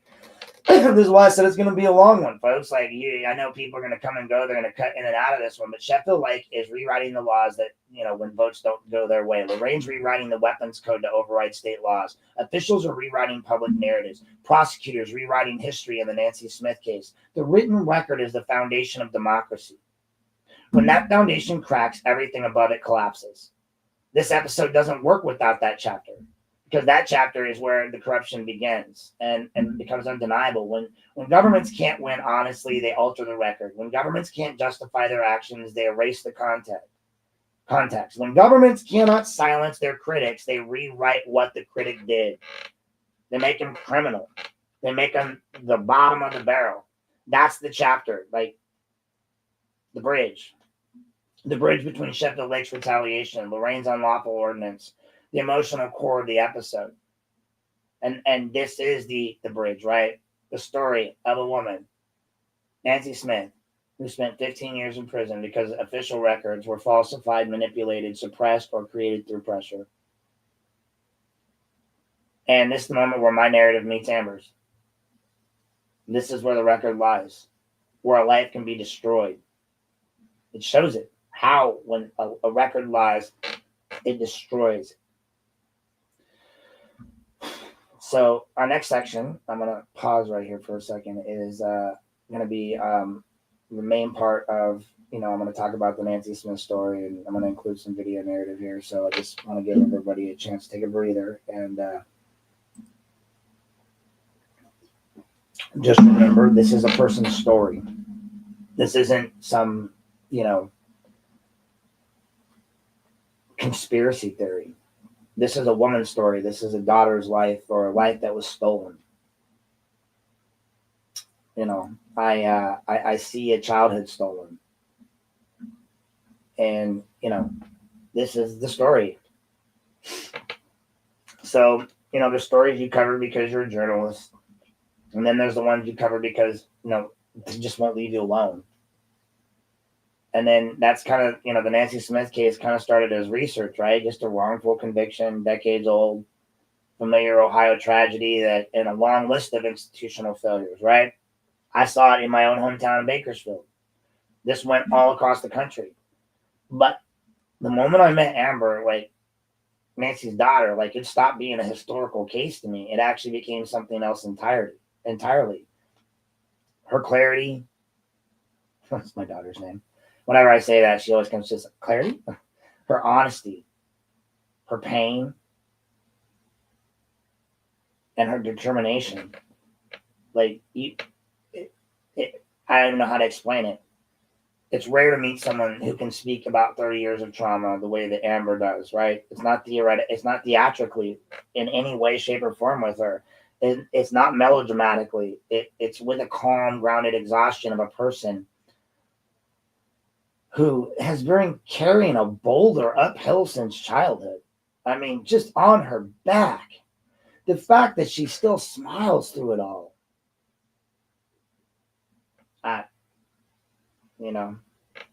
Our relationship has started out as professional. Our mission has become personal. But our stakes are generational. It's not over, folks.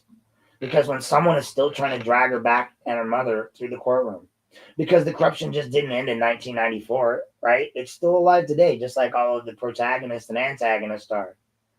For the most part, Amber's done being quiet, right? I want you to hear the words exactly as she said them, folks. Not filtered, not paraphrased, not explained.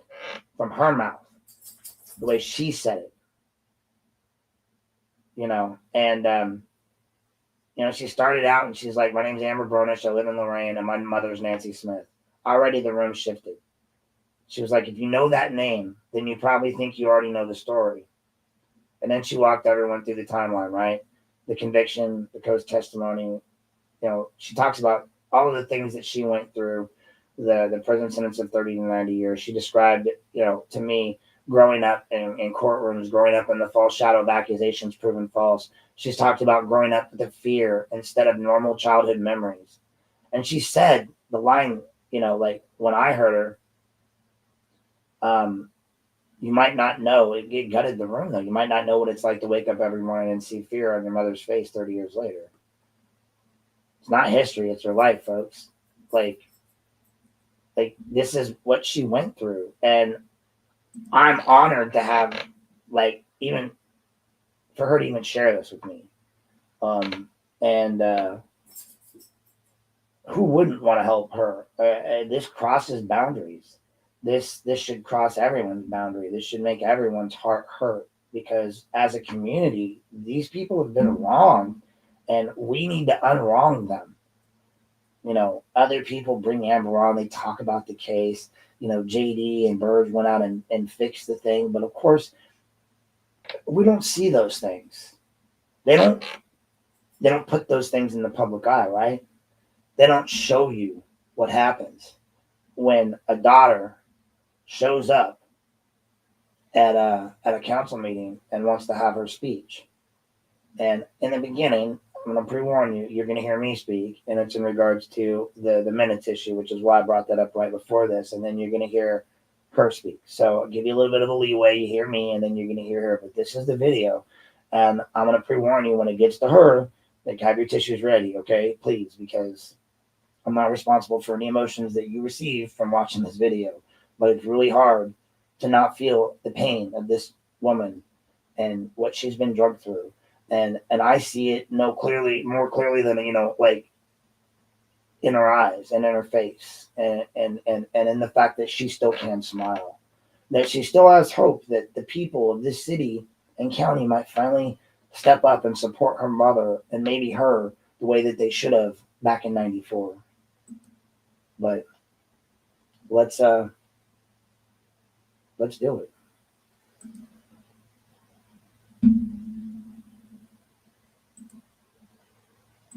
This council. We have a motion with a second. We're ready for a vote. Yeah, please. Ms. Henley? Thank you. The motion to request a 30-day extension carries unanimously. Correspondence from the general public. There is none. Public comments. We have 3 members of the public signed up to speak this evening. Our first speaker is Mike D'Angelo, and the topic is the Old Hills, South Lorain. I'm gonna move a little faster. Aaron Knapp, and the topic is minutes. Good evening, Aaron Knapp, 6th Ward. So, to the President Pro Tem Demakia and members of council, I want to address the October 20th minutes and explain why this is not a personal issue. It's not political. It's a legal matter involving accuracy, transparency, and the rights of a disabled resident under federal law. The audio from that night is clear. It captures my quiet comment to a person seated next to me. It captures the safety service director repeatedly yelling across the room.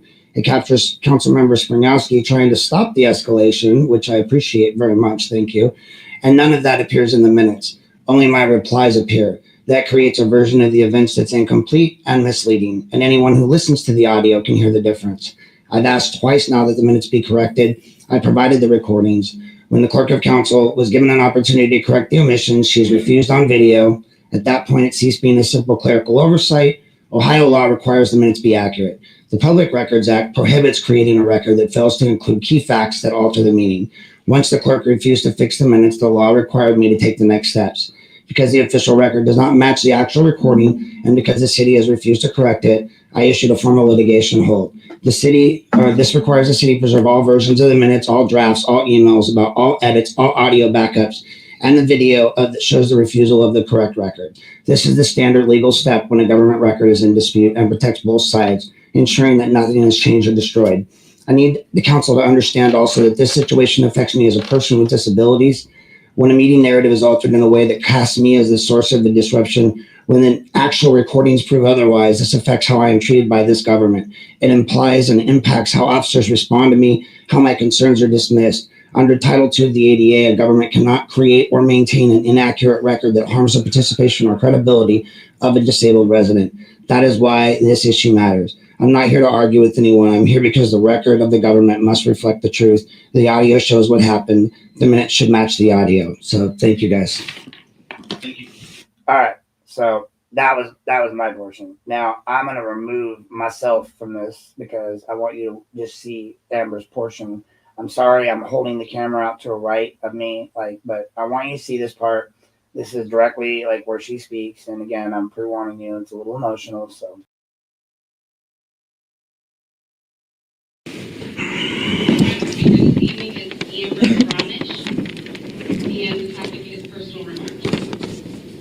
Hi, members of council. Thank you for allowing me to speak before you today. I stand here as a daughter who is exhausted from witnessing the innocent of my innocent mother, Nancy Smith, be pulled through a level of pain that fills me with exhausted. From watching her wake up every single morning with fear in her eyes as she quietly wonders, what are they going to do to me now? For more than 30 years, my siblings and I have watched our mother survive a nightmare she never deserved. We grew up in courtrooms. We grew up in the shadow of accusations that ultimately proved false. And we grew up carrying an unbearable weight of something she did not do. And to the mayor that's not here today, I know it's recorded. I want to be completely clear. I didn't come here to attack you. I do not carry any anger toward you anymore. I forgave you a long time ago, and I truly believe in my heart that you feel the weight of what happened. That you hold regrets, and that you generally do not want to see my mother harmed again. But I am frustrated, I am tired, and I am standing here today begging you to help us. My mother is 68 years old now. She deserves peace. She deserves mornings where she can sip her Pepsi without wondering someone somewhere is preparing to come after her again. She deserves afternoons with her grandchildren where she can laugh freely instead of bearing behind her smile, pain behind her smile. And as her children, we are left asking, when do we finally get to enjoy our mother without pain in her face?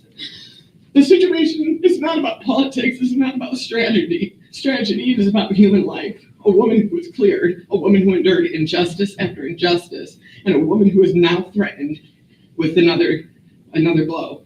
Mayor, at the time you held influence over decisions that profoundly shaped the course of my mother's life, and by extension, the life I'm extending my life of our entire family. I do not believe you intended harm. I do believe compassion still exists in your heart, which is actually why I'm standing here today.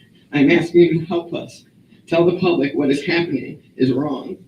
Help us stand together and say this is unethical, this is unnecessary, this is causing real and lasting human suffering. You may not have legal authority over the prosecutor, but your voice of a mayor carries weight. When a mayor speaks, a community listens.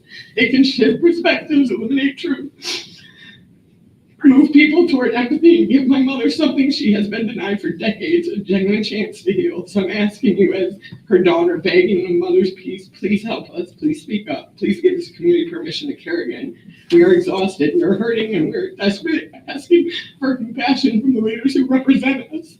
Thank you for listening, and please, from the bottom of my heart, help us bring this injustice to an end so that my family can finally breathe again. Thank you.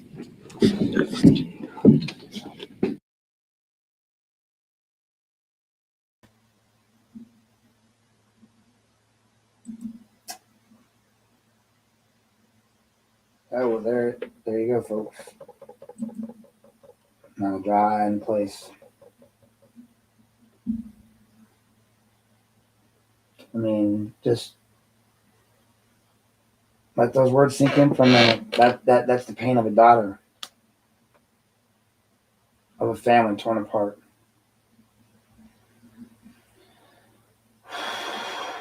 You know, when the video ends, like this, the air is different.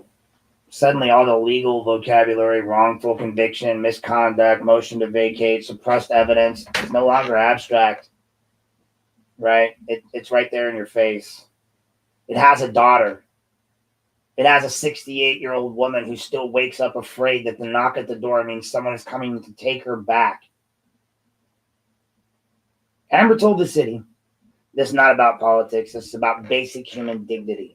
My mother deserves peace. She said, you may not have put my mother in prison, but you're watching it happen again, and silence is complicity. These are not threats. These are not accusations. They are facts spoken by a child who survived something she should have never had to see or go through. And now, decades later, she's watching the system try to do it to her again. Because here we have our manly prosecutor, Mr. Tony Silva, out there, whose office can't bother to figure out how to give out records right, who's more concerned about chasing after J.D. Tomlinson than it is about moving forward and actually looking at what's going on in our county today, has filed a 305-page motion in 2025 attempting to undo Nancy's exoneration, right? Not based on new evidence that Nancy committed a crime, but based on the administrative disputes, internal disagreements, conspiracy theories, and office politics. Nancy Smith was exonerated in 22 because no crime had ever been committed. Let that sink in. Hear nothing else today. Hear that. Nancy Smith was exonerated in 2022 because no crime had ever been committed. That was the prosecutor's own admission at the time.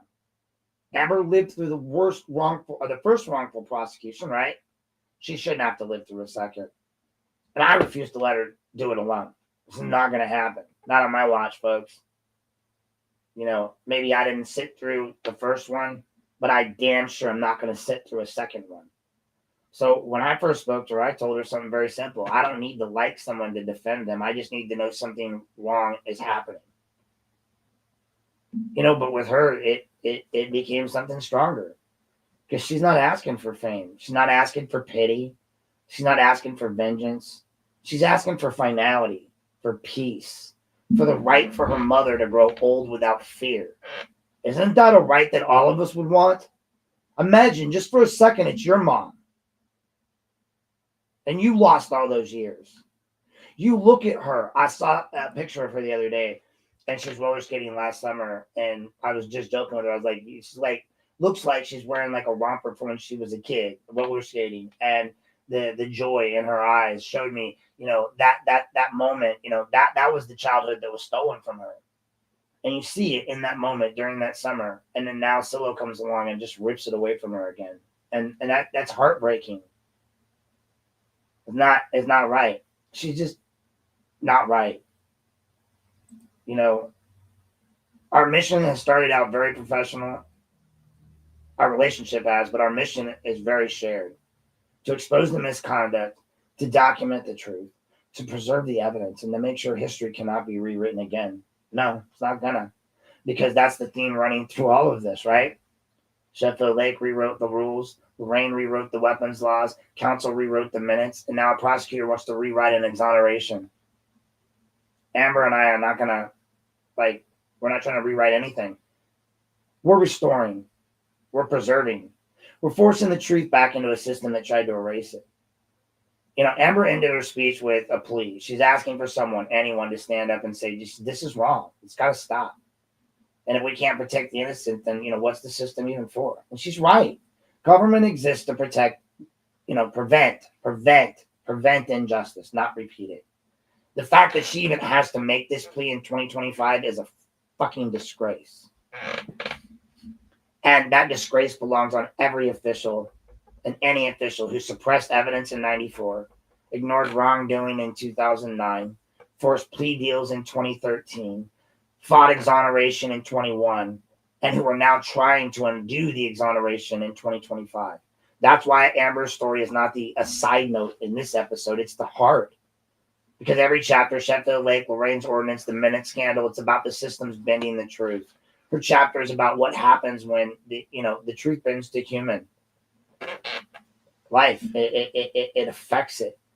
You know, the pattern's been hiding in plain sight. In case you made it this far in the episode and you're noticing something. Well, guess what? None of these stories, not Sheffield Lake, not Lorain's illegal ordinance, not the minute scandal, not even Amber's plea for her mother, stand on their own. They all form a pattern, a blueprint, a systematic way of governing where power protects itself, criticism triggers retaliation, and records are altered before the truth becomes inconvenient. Deadlines only matter when used as weapons. The law is optional, accountability is performative, and human consequences are ignored unless politically useful. It's a culture built on a public service, but it's built on control. Like, it's public service based on control. A culture where, the truth is not discovered, it's decided. Whoever holds the pen, whoever writes the minutes, whoever drafts the ordinances, clerks, whoever signs the criminal charge, whoever edits the record. Guys, this isn't a conspiracy. And I know a lot of people think that. This is what documented evidence shows. I have it. You know? In Sheffield Lake, a mayor responded to political criticism with a cease and desist. Criminal allegations, not because the law was violated, but because someone dared to challenge him publicly. No fraud, no deception, no cybersecurity threat. The website looked like a website, not a government page. Case Western Review, First Amendment Clinic reviewed it, said the threat was legally baseless, yet the government used law enforcement language anyway. Why? Because they use it as a weapon. That's why, because they don't think voters' choices matter. When the law when that didn't work, the city shifted its post-election disqualification to going after Aiden Fogel. They didn't file a challenge on time. They didn't object to this, the election. They waited until after the election, after losing, suddenly to claim an old conviction, which the law doesn't disqualify for, was grounds for removal. Why? Because in a corrupt system, deadlines only matter when they work in your favor. And if voters pick the wrong person, right, the system tries again.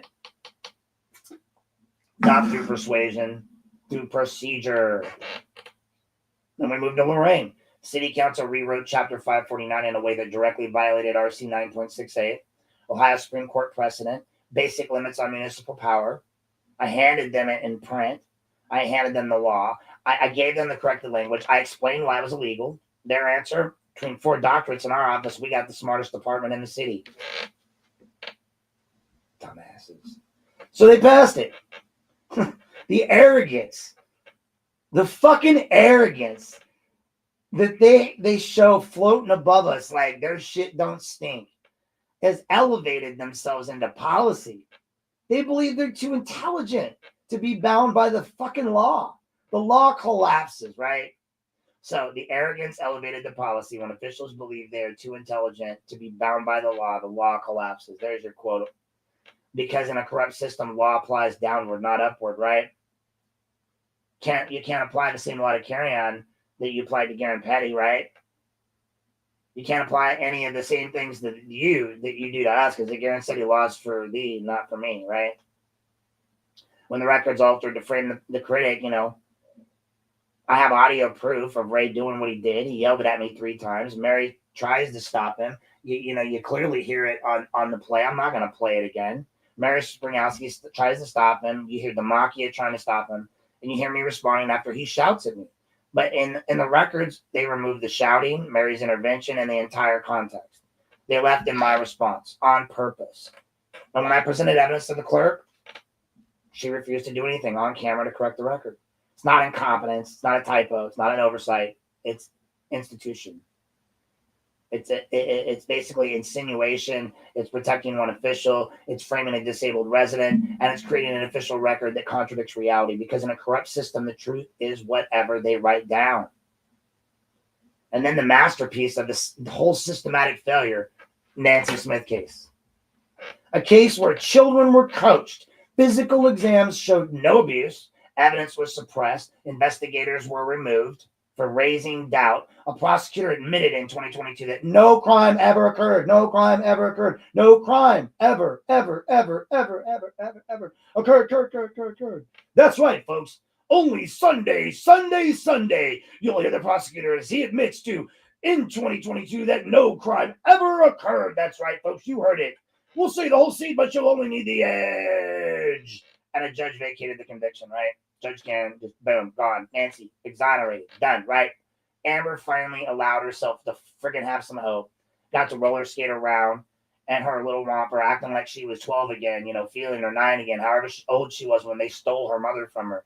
Feeling the childlike joy of being able to enjoy a summer as she once did as a child.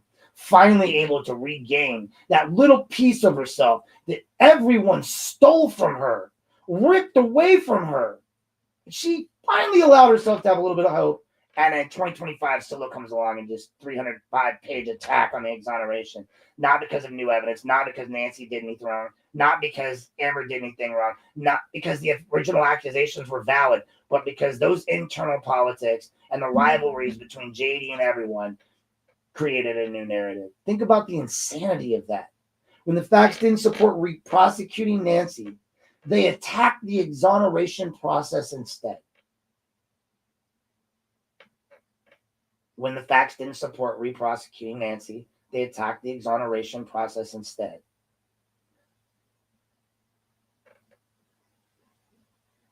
That doesn't break your heart. I don't know what will. I'm gonna tell you right now, like I deeply, I don't feel for a lot of things, and I definitely don't show emotions. But if I had like super emotions and stuff, I would say like I know that there's something in here that feels a very certain sort of way about what they did to Nancy, but more importantly, also to her daughter. And her Nancy would agree with that, because Nancy is also going to have to carry the fact that her children lost her tutelage for all of their lives, and she has to carry that weight. The weight, the generational trauma that's been placed upon this family breaks my friggin' heart. And If any of you have ever come into her life with intent to capitalize on this or make some sort of a money or anything or fraud on her or record her or have any ill will towards her, then shame on you. God's sakes, like that's like, dude, that's like taking someone who lost their arms and their legs and their voice and throwing them in the ocean and saying, swim away, little one, or call for help. I mean, that's just some of the meanest crap I've ever heard. Like, you want to beat me up on a bar floor, that's fine. But for God's sakes, leave this woman alone. Like, I can't with you folks. Because in a corrupt system, a mistake can never be admitted, right? Even after 30 years. Maybe that's because some of the players are still rolling around in wheelchairs. But, people like Amber and Nancy are forced to relive the trauma they never should have experienced in the first place, folks. The system itself is the scandal. When you put these stories all side by side, the pattern becomes impossible to ignore. Retaliation against critics in Sheffield Lake, manipulation of eligibility against the Fogel Challenge, the rewriting the law, Lorain's illegal ordinance, rewriting the record, the minutes scandal, rewriting history, attempts to undo Nancy Smith's exoneration, the tickets issue. That's huge. The fact that we're going to catch a class action lawsuit and our judges referring to us as monetary flows and it's going to slow the revenue stream. This is not a series of accidents, folks. This is governance through intimidation, retaliation, narrative control, legal distortion, administrative manipulation. And people always ask, is this corruption or incompetence? Well, the truth is it's friggin' both. But incompetence doesn't explain patterns. Corruption does. Officials who fear accountability use procedure as a shield. Officials who fear criticism use the law as a weapon. Officials who fear transparency rewrite the record. And officials who fear losing control go after the innocent again and again and again, because admitting the past wrongdoing threatens present power. And this is why we fight, folks. We fight against Sheffield because political speech matters. We fight against Lorain's illegal ordinance because the laws have to be obeyed and the people who write them. We fight against the minute scandal because the truth can't be edited. I fight for Amber because her mother deserves peace. And more importantly, I fight because a system built on lies survives only when no one challenges the first one. Hear that again. A system built on lies survives only when no one challenges the first one. That's the theme. That's the theme here. Corruption is not an event. It's a process, a culture. It's a muscle memory of power that grows from law director to law director, from police chief to police chief, from officer to officer, from law to law, councilwoman to councilwoman, councilman to councilman, public servant to public servant, and it grows stronger every time the public shrugs and moves on. I'm not going to shrug anymore. I'm not moving. I'm not going to be quiet ever. That refusal, this persistence is what ties every one of these chapters together. Because when the systems fail, movements begin. And the movement's not just mine. The movement belongs to all of us. But it especially belongs to people like Amber and her mom, Nancy. It belongs to Garen Petty. It belongs to James Mauricio. It belongs to, every resident mislabeled in a false record. Every citizen ignored at the podium. Every voter whose choice was attacked. Every person who's been punished for telling the truth. This is why I document. This is why you should document. This is why I investigate. This is why you should send me your stuff. This is why I file lawsuits. That and they tell me to. This is why I speak. I speak for me, and I hopefully sometimes speak for you. The truth only wins when someone refuses to let it die, folks. And this is, what brings us to the end of today's, monumental, Jesus.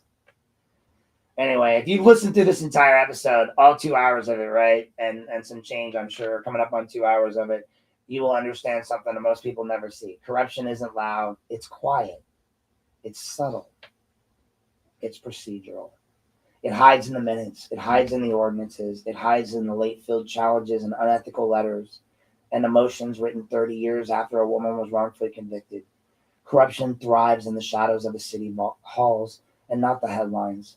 It survives in the small moments, the vote nobody questions, the letter nobody challenges, the meeting minutes nobody bothers to ever verify, right? But here's the truth, folks. It survives only when people stop paying attention. When you stop looking, they start doing. Well, guess what? That's not happening anymore, folks. Not on my watch. You know, I can tell you there's one person that said it to him before. They're my new hobby. I am a journalist now. This is what I do. It's not going to happen anymore. I'm going to be there. I'm going to be investigating. If you're doing something wrong, I'm going to find it. And again, it's not personal.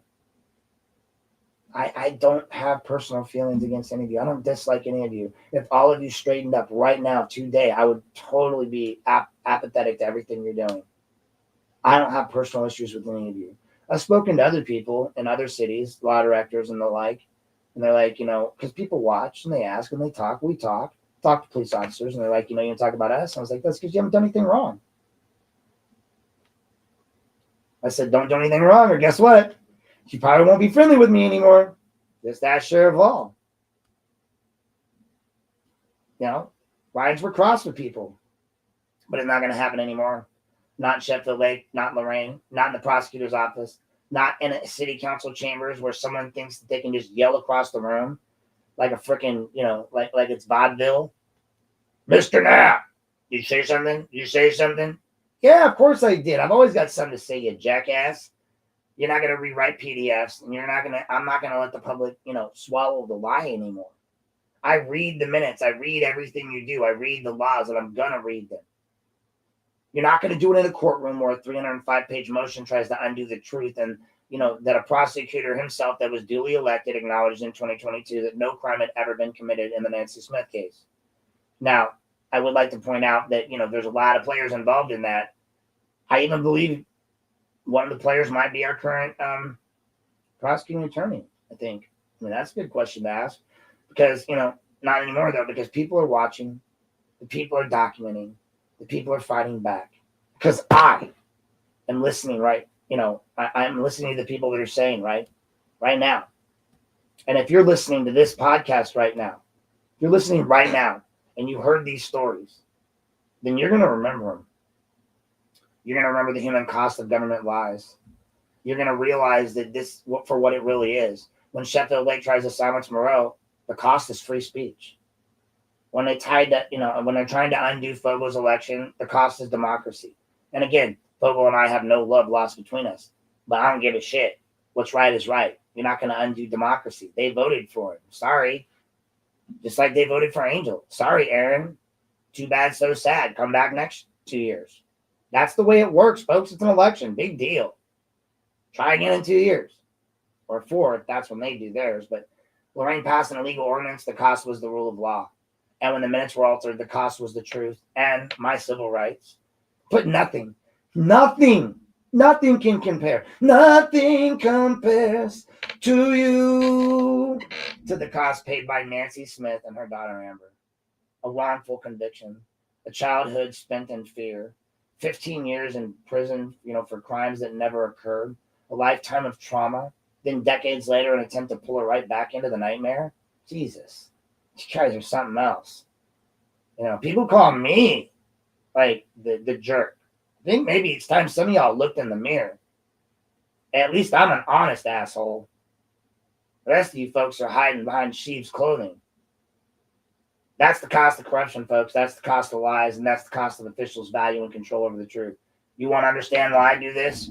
Why Darren does it? Why others are starting to do it? Why James is recording? Why you see this happening across the country? Why we write? Why we file? Why we show up? Why we document? And why we refuse to stay silent? It's for people like Nancy, people like Amber, people like the residents misrepresented in meeting minutes. I mean, go look in New Russia Township. Go look at any of the county commissioner meetings. Go look at the people getting targeted, you know, journalists being targeted, the Jones brothers. Look at all of it. People targeting, you know, with cease and desist letters for daring to speak. I got one from the Chronicle. Moreau got one from, you know, the city. These people think they can do whatever they want. It's not politics. It's not entertainment. And it's not gossip. This is real life, folks. With real friggin' consequences. I mean, Every story in this episode, folks, is ongoing. Sheffield Lake is still trying to navigate the fallout of its own retaliation playbook. Fogle's still gonna have to deal with this legal challenge if they do it. Still hanging over that 72% mandate like an insult to democracy. Lorain's weapons ordinance is now filed and in court. We filed a lawsuit. Now it's in the court system, headed towards a ruling that will set precedents for years. Minute scandal, subject to litigation, hold investigations, ADA implications, public scrutiny. Nancy Smith's fight, still all at risk because a prosecutor wants to undo an exoneration based on not new evidence, but on ego, politics, and the fear of admitting the state failed an innocent woman. Our work continues, because this isn't the end of the story, folks. This is the moment before the turn. I know this is a long one, and we're going to finish it up here in a second, but this is the moment before the turn. This is the moment when the systems expect us to get tired. This is what they're waiting on. We always say, there's an old adage in the military, getting your military disability was the VA will just do this. They'll deny, delay, deny, and wait till you die. Deny, delay, and wait till you die. Hope that they die. What do you think they're doing with Nancy? She's not a spring chicken. They want to just outweight us. But the problem is, folks, as one of my friends pointed out recently, is that I'm not old-ish enough to be outweighted. And this is the moment when the governments are counting on the public to just move on. They don't want you to hear about Nancy. They don't want you to hear about Garen, Aaron, any of this shit. That's why the naysayers come out. You ever wonder all the people attacking us? Just go look at their friends list and you'll know why. This is the moment when they think that the headlines have faded, the pressure is cooled, and they're wrong. They're wrong, because the truth they don't want to hear is that a government cannot silence a person who documents everything, and that's me. That's me. That's me. I've got my setup, and now I am a reporter. My press pass will be here soon. I'm going to do what I did when I was a young journalist and a young man. I'm going to go back to feeling young again. I've been inspired by someone like Amber, who has gone back to her roller skating roots and found childlike joy in the simple things in life, even though this government and this police force and these people in this community have tried to rip away her childlike innocence, take away any progress she ever has of making it, and destroy her life on a regular. I'm going to take some pride and some inspiration from her and go back to some childhood loves. I was also a photographer. I love taking pictures. We're going to do a little bit of that. I like pictures. Even in my bag, I got a camera. A government cannot intimidate someone who has already been through the worst, folks. A government cannot rewrite the minutes when the audio exists. A government cannot erase vote after vote when the results are certified. And a government damn sure can't legislate against the state law and expect people to just look the other way. A government cannot undo an extortion and expect the family to quietly accept it. And a government sure as hell cannot rely on public ignorance anymore, because I'm here and I'm paying attention. And I'm not afraid to put my name on the line. You guys have already, the government's already shit all over my name. So, because when I speak in full fucking paragraphs, receipts in hand, statutes memorized, deadlines printed out, and my camera is always on, folks. They don't know what to do with me. Lorain City doesn't know what to do with me. Ray Carrion, Bradley, none of them. Because I keep doing what I say I'm going to do. You say sue me? Okay. You guys want to cry about, Aaron sues a lot. They told me to. Kick rocks. That's why they fear me. So, the promise I'm going to make you today is that every story, every chapter, every minute is going to lead to these promises. I'm not going to let them rewrite the truth anymore. I don't care if it's people I like or people I don't like, according to you guys, because I don't really hate or like or dislike anybody. Your professional capacity is your professional capacity, but I'm not going to let them rewrite the truth. Not in Sheffield Lake, not in Lorain, not in the prosecutor's office, not in the minutes, not in the ordinances, not in the court filings, not in the narrative about Nancy Smith, not in the explanation about what happened to a disabled resident in a council chamber, not in the lies told to protect officials who should have resigned years ago, Joelle. The truth stand because we will stand it up. The truth will stand because we're going to stand it up and we're going to stand behind it. We're going to hold it up. We're going to wave it like a flag like Old Glory in the Wind. The record will be corrected because we will correct it. I will correct it.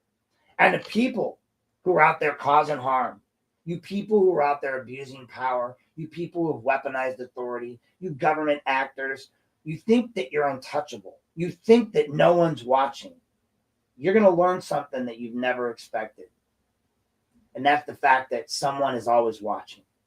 Someone's always documenting. And someone will always refuse to go away eventually. And you found him. You found someone that has the unique skill set from the military to hurry up and wait. I'm going to end this episode the way that Amber ended her speech. Because it's been a long one. And we're right at the 2-hour mark, and I got to get going. But her words say everything. If we cannot protect the innocent, then what is this system even for? That's the question that should haunt every official in Lorain County and Lorain City tonight. It's the question that drives this show, this episode, this investigation, and every ounce of the work I have ahead of me. I can't thank you enough, folks, for listening. I thank you for caring. Thank you for refusing to look away. Thank you for supporting Amber and her mom. You know, love, hate, whatever you think about me. Thank you. I'm Aaron Knapp. Stay vigilant. Stay loud. Stay relentless. And most importantly, stay unplugged, folks. All I can say is this: law enforcement, do me a favor, be lawful, not awful, because that's really the true statement of it all. I feel like we need to get on board. We all need to get on the same page. And whether or not you like people or not, you need to hold your government accountable to the laws that they write and the rules that they're supposed to make you follow. They need to follow as well. So, if you haven't educated yourself on who Amber Smith is, or Amber Brownish, if you haven't looked into her and seen her story and her plight, I strongly suggest you do. I know you guys have all seen my stuff, but this has been a broadcast brought to you by Unplugged with Aaron Knapp. Thanks for staying by through this whole long thing, and we'll talk to you guys next time.